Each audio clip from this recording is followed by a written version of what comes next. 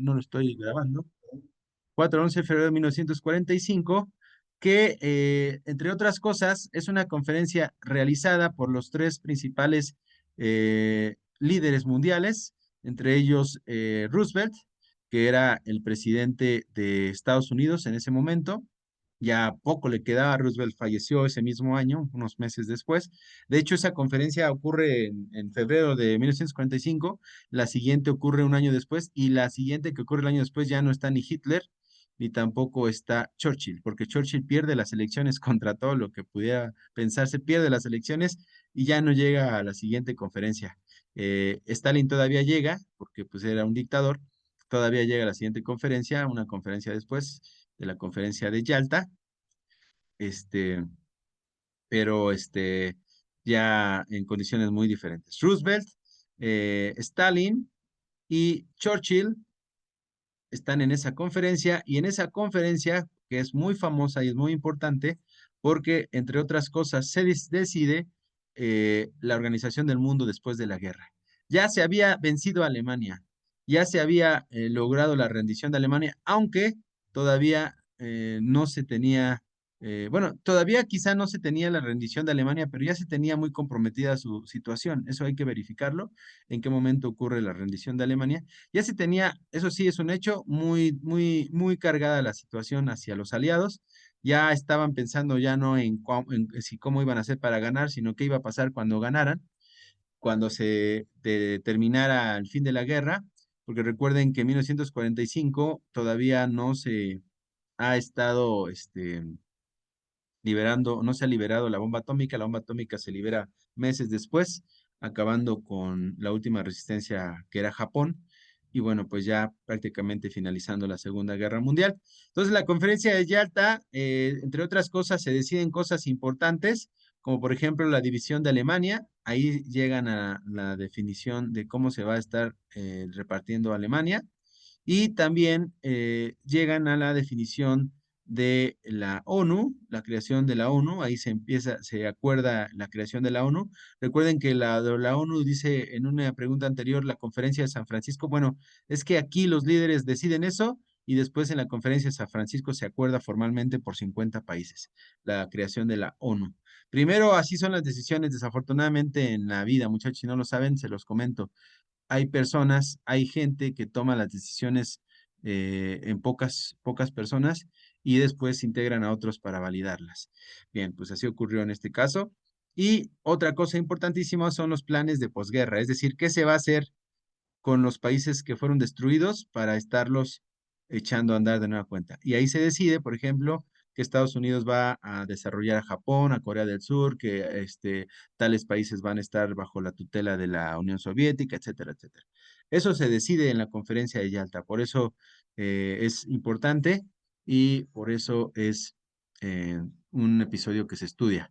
Y el último es la creación de la Organización de las Naciones Unidas, que ya lo comentamos. 5, Organización de las Naciones Unidas, creación de la ONU, que ocurre el 24 de octubre de 1945. Podríamos incluso dividir en varios momentos esa creación de la ONU, la conferencia de Yalta, que es donde se decide crear una organización mundial, la conferencia de San Francisco, donde varios países acuerdan, y formalmente ya cuando empieza a funcionar la ONU, cuando ya se instaura, es otra fecha también. Entonces, son distintos momentos, pero esta que estamos mencionando aquí es la fecha cuando ya se crea, cuando ya empieza en funcionamiento, cuando empieza en funciones. Ok, entonces continuamos. Me dicen si anotaron. Levanten su manita si no es mucha molestia, para saber cuándo. El año de la creación de la ONU, ¿cuál fue? 1945. Vean, todo ocurre en el mismo año. Es un año muy intenso, muy ajetreado. Ese año, 24 de octubre de 1945, es el año, bueno, esa es la fecha de la creación de la ONU, pero es el año, el 45, también donde se liberan las bombas nucleares.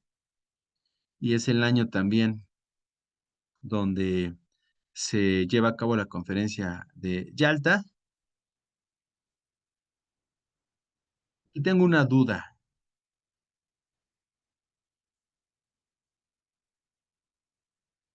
Conferencia de Yalta. Déjenme resolverla, permítame tantito.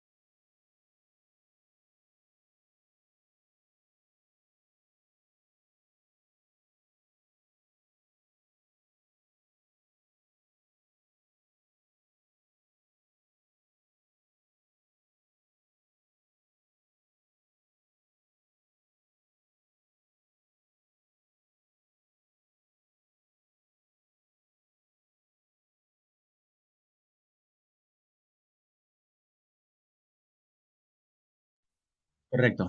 Sí, estaba verificando porque les decía de la siguiente conferencia que se llevó a cabo ya con otros líderes, porque Franklin Delano Roosevelt muere en ese periodo. Es reelecto Franklin Delano Roosevelt, pero aún con la reelección fallece. Ya había sido reelecto por tercera ocasión. Y en el siguiente año, que se vuelven a reunir los líderes, ya no llega ni Churchill ni Roosevelt, pero en la siguiente conferencia es donde se acuerda, entre otras cosas, el que Estados Unidos estaba desarrollando una bomba. Es allí, hasta ese momento, cuando el presidente de ese momento avisa que ya Estados Unidos se encontraba desarrollando una bomba, cosa que no le cree Stalin y que le incluso le reta, ¿no? Es decir, pues si ya la están desarrollando, pues libérenla, ¿no? Les dice, ¿no?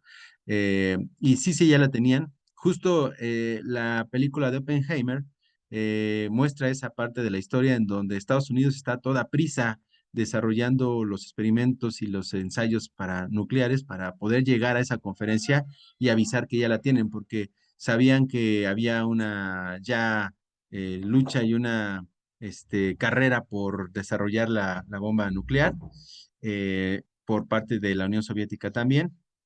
Y bueno, pues ya, aunque ya Alemania estaba vencido, necesitaban mostrar que podían terminar la guerra con Japón y no irse a una guerra de guerrillas como habían sido en otros episodios de la historia esas guerras con Japón.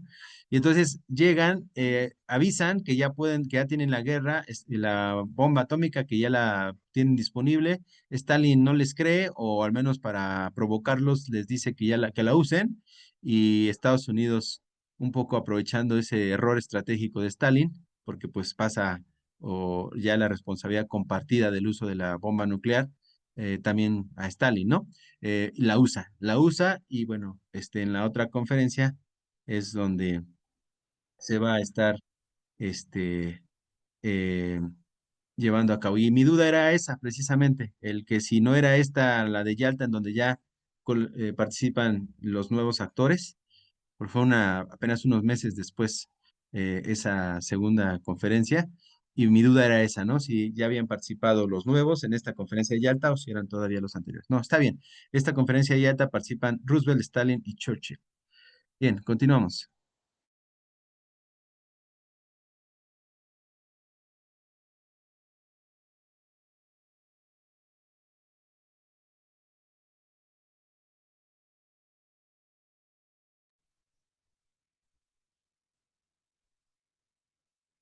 La Guerra Civil Española y la invasión italiana a Abisinia fueron consecuencias de los gobiernos.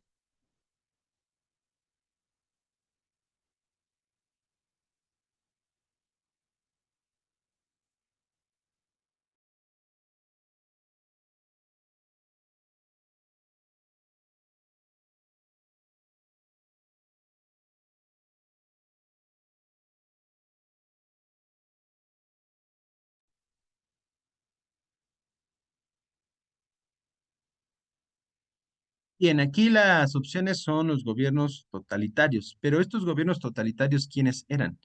Bueno, estos gobiernos totalitarios en ese momento son particularmente los gobiernos que se les conoce como fascistas, que eran radicales nacionalistas, y entre otros, pues prácticamente podríamos decir Alemania, Italia, fascistas. Alemania, Italia. Alemania ya en este momento gobernado por Hitler y Italia gobernado por Mussolini, por Benito Mussolini. Mussolini, doble S, Mussolini. ¿Ok? Entonces, esa es la respuesta.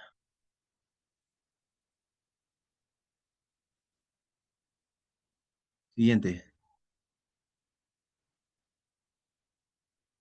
Fue consecuencia de la Segunda Guerra Mundial. Fue consecuencia de la Segunda Guerra Mundial. Bueno, hubo muchas consecuencias, pero bueno, vamos a ver algunas de ellas.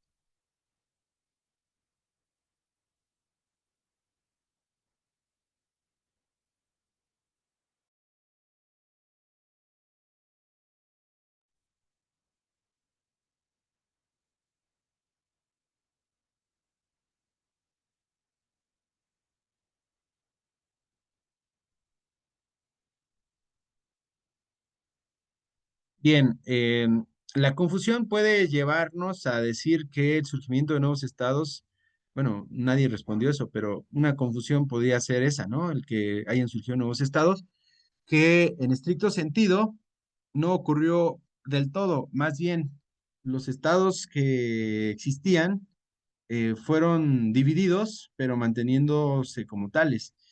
Es el caso de Alemania, de Corea, que se divide en norte y sur, de otras regiones.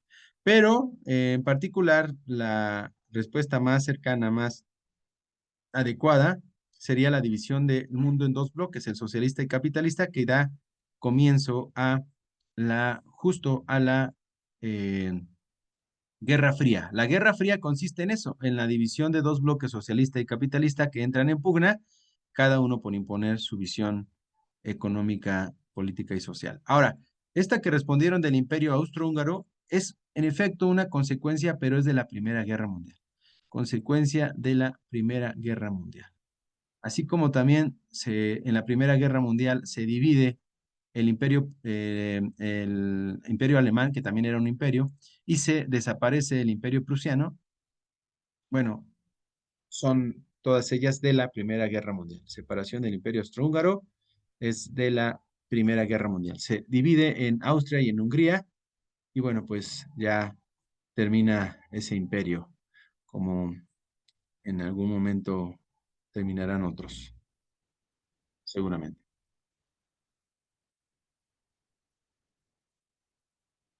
El Congreso de Viena de 1814 propició en Europa ¿qué cosa? El Congreso de Viena de 1814 propició en Europa ¿qué cosa?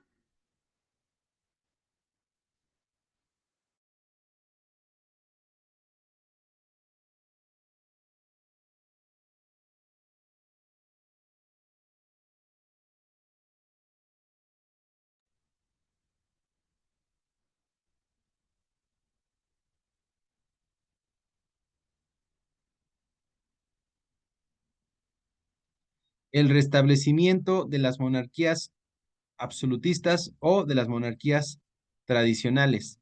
Bueno, ese Congreso de Viena que ocurre, lo voy a escribir aquí, Congreso de Viena en 1814-1815, fue una reunión diplomática convocada tras la derrota de Napoleón Bonaparte.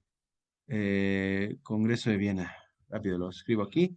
Congreso de Viena, pueden tomar nota, por favor. Congreso de Viena, estamos en 1814 y cuando decimos que estamos en 1814, esto es posterior a la Revolución Francesa y al reinado de Napoleón o al gobierno de Napoleón Bonaparte, a ese periodo corto, breve de Napoleón Bonaparte, pero que fue intenso. Napoleón fue un conquistador que también llevó Francia a otros límites, a otros territorios.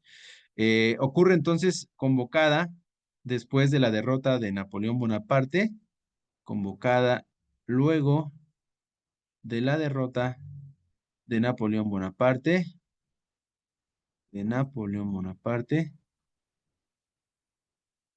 Bonaparte,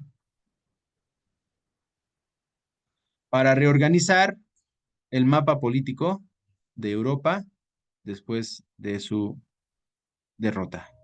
Reorganizar el mapa político de Europa.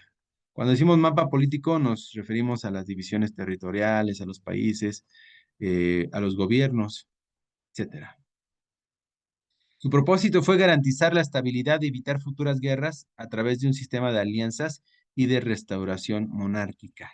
Entonces, se busca restaurar las monarquías. Vean cómo la historia es, ¿eh? Busca restaurar las monarquías. Porque uno pensaría, ya ocurre la Revolución Francesa, ya no pasa nada, ¿no? Ya todo fue a partir de la Revolución Francesa, los gobiernos republicanos, etcétera, pero no. Primero que después de la Revolución Francesa, como dicen el dicho, a río revuelto ganancia de pescadores. A río revuelto la Revolución Francesa inicia, se quita a los reyes, se mata a todos, a toda la familia real de los reyes de Francia y a los reyes franceses, obviamente, y se instaura un gobierno en teoría democrático. Pero eso no es lineal. Hay retrocesos, a pesar de que ocurren avances hacia la democracia, hay otros retrocesos, y el Congreso de Viena es un ejemplo de la reacción de de las personas que habían intentado detener la desaparición de las monarquías. Entonces, ese Congreso de Viena va a tratar de limitar los avances que la Revolución Francesa prometía, que por cierto, a Napoleón le tocó algunos de ellos pues llevarlos a la práctica. Napoleón, que era también un conquistador y era una persona autoritaria, pues llevó a la práctica algunos de esos primeros deseos de la Revolución Francesa. Pero bueno, este Congreso de Viena entonces se refiere a eso, es un intento de las monarquías y en particular de Francia, cuando se derrota a Napoleón Bonaparte, sus mismos compatriotas lo derrotan. Cuando se derrota a Napoleón Bonaparte, Francia misma busca que haya una restauración de algunas monarquías. Siguiente.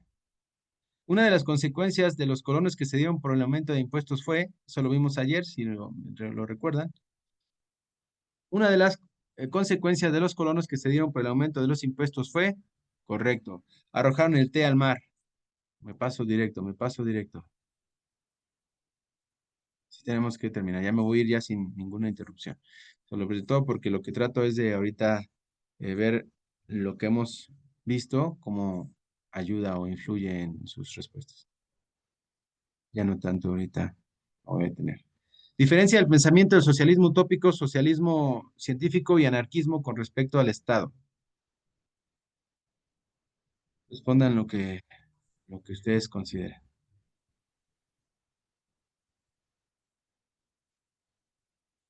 Repito, si gustan. Diferencia del pensamiento del socialismo utópico, socialismo científico y anarquismo con respecto al Estado.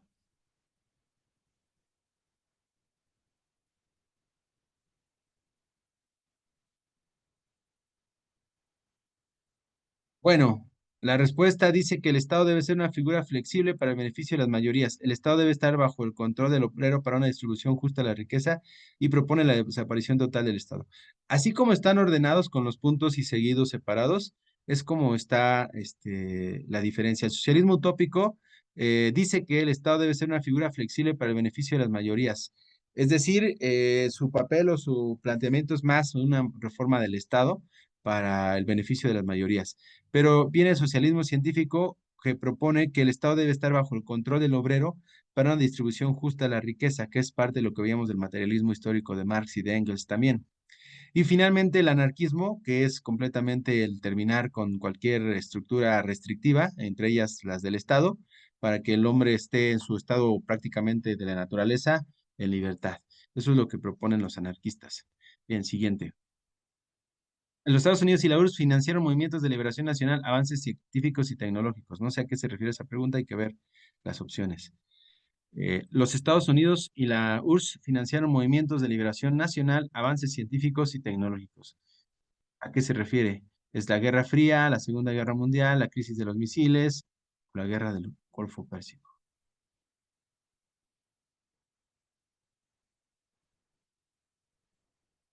Es la Guerra Fría.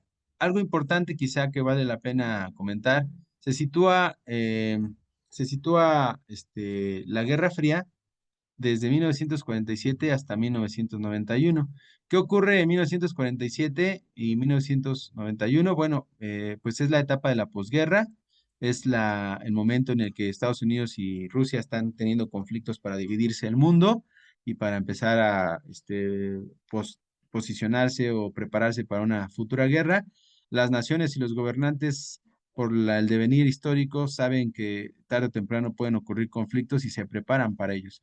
Y en 1991 lo que ocurre es que la Unión Soviética se divide, se implosiona y desaparece como tal la Unión de Repúblicas Socialistas Soviéticas, y al desaparecer muchos países recobran su libertad o recobran su propia determinación, y entre ellos Alemania deja de estar dividido.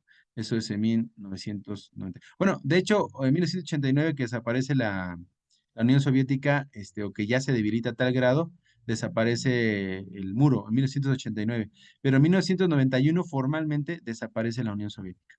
Seguimos.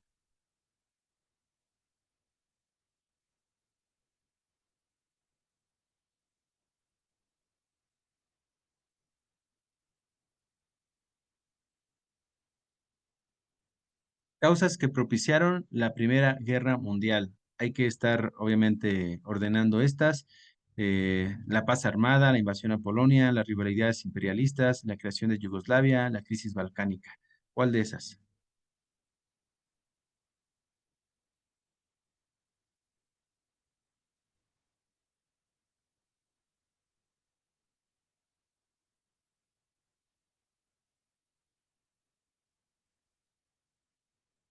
Bueno, las rivalidades imperialistas son una de ellas, claramente. Eso creo que resalta.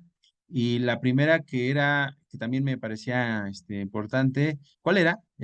¿Quiénes la eligieron? ¿Cuál era la primera? Paz armada. La paz armada. Bueno, la paz armada se refiere a esa tensión que existía entre los países, que a pesar de estar en conflicto, no habían llegado al punto de declararse la guerra, pero ya había una tensión muy importante. La historia es una ciencia social útil ¿para qué cosa? Sí, ya la habíamos respondido.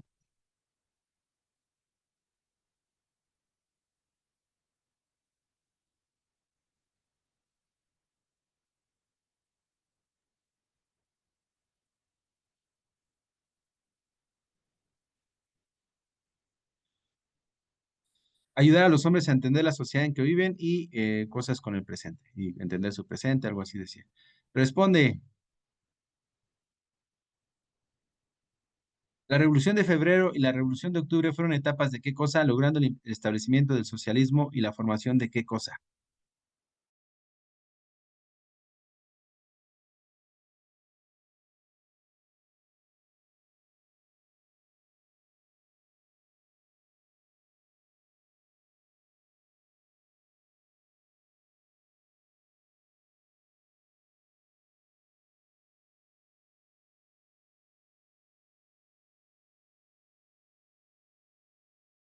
Ok, estamos hablando de la Revolución Rusa y de la Unión de Repúblicas Socialistas Soviéticas. Es decir, la Revolución de Febrero es el antecedente directo de la Revolución Rusa que inició en 1917 y que llevó a la conformación de la Unión de Repúblicas Socialistas Soviéticas. Revolución de Febrero y Revolución Rusa, Revolución de Octubre, están vinculadas estrechamente. ¿Cómo el historiador reconstruye el proceso histórico?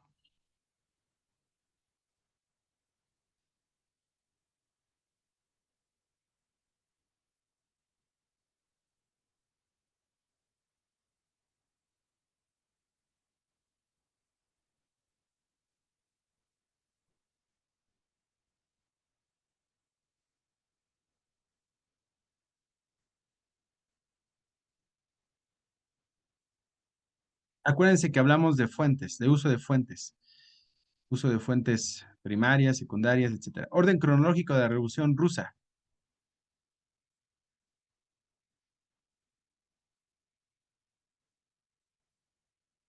Bueno, orden cronológico de la Revolución Rusa, ordenando la formación de la URSS, huelga de San Petersburgo, la muerte de Lenin, la Revolución de Octubre y el gobierno de Alexander Kerensky.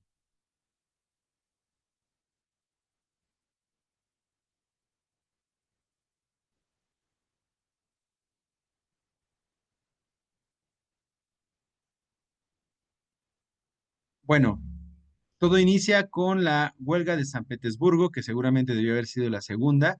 Inicia con la huelga de San Petersburgo, que fue una huelga masiva convocada por los trabajadores y que desencadenó en una situación posterior que fue o que se conoce como el Domingo Sangriento. Hay una canción de YouTube, un grupo que se llama YouTube, que se llama Sunday Bloody Sunday, Sunday Bloody Sunday, y que se refiere a esa matanza este, de en San Petersburgo. El segundo fue el gobierno de Alexander Kerensky, que ocurre de julio a octubre de 1917 y que ocurre tras la abdicación del zar. El zar abdica y llega otra persona al gobierno. Inicia después la Revolución de Octubre, el 25 de octubre de 1917, que es eh, una manifestación de los bolcheviques, liderados por Vladimir Lenin, que Lenin era el líder de los bolcheviques. En la Revolución Rusa intervienen dos grupos principalmente, los bolcheviques y los mencheviques. Los bolcheviques eran violentos, buscaban la revolución por la vía armada, y los mencheviques buscaban una instauración de un régimen distinto por la paz, por el camino largo, por el acuerdo, por el convencimiento. Se impusieron los bolcheviques, casi siempre se imponen los más violentos, y bueno, pues eso ocurrió. El cuarto es la formación de la Unión Soviética, que ocurre el 30 de diciembre de 1922, y el último es la muerte de Lenin, que viene el 21 de enero de 1924. Primero se funda la Unión Soviética y después muere Lenin el 21 de enero de 1924. A la muerte de Lenin llega al poder Stalin, que no era su eh, la principal persona, el principal pues, discípulo, pero que era el más vivo. Estableció la repartición de África a finales del siglo XIX. ¿Quién o qué estableció esa repartición?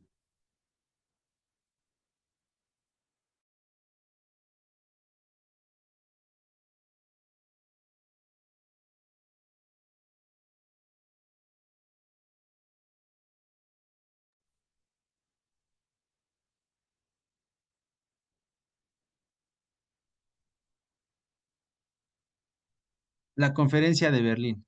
Esa conferencia de Berlín que fue convocada por Otto von Bismarck, conferencia de Berlín, voy a poner aquí conferencia de Berlín rápidamente, conferencia de Berlín, Otto von Bismarck, que fue un gobernante alemán del Imperio Alemán, Otto von Bismarck, que es una figura fundamental en la historia de Alemania. Fue convocada a la conferencia de Berlín por Otto von Bismarck el 1884. En 1884, y obviamente es una conferencia invitada a más países, 14 países participan, entre ellos Alemania, Francia, etcétera, etcétera, y lo que va a buscar es la repartición o la regulación del reparto de África. Porque África estaba invadida por múltiples imperios, em, y bueno, se querían poner de acuerdo para no entrar en un conflicto ellos mismos. Ok. Son imperios, recuerden, estamos 1884, los imperios nacionales previo a la Primera Guerra Mundial, esa paz armada, paz, no sé, guerra pacífica, no sé cómo decía hace ratito el concepto. Grupo social que durante los siglos XVIII y XIX ideó, emprendió y consumó los movimientos revolucionarios.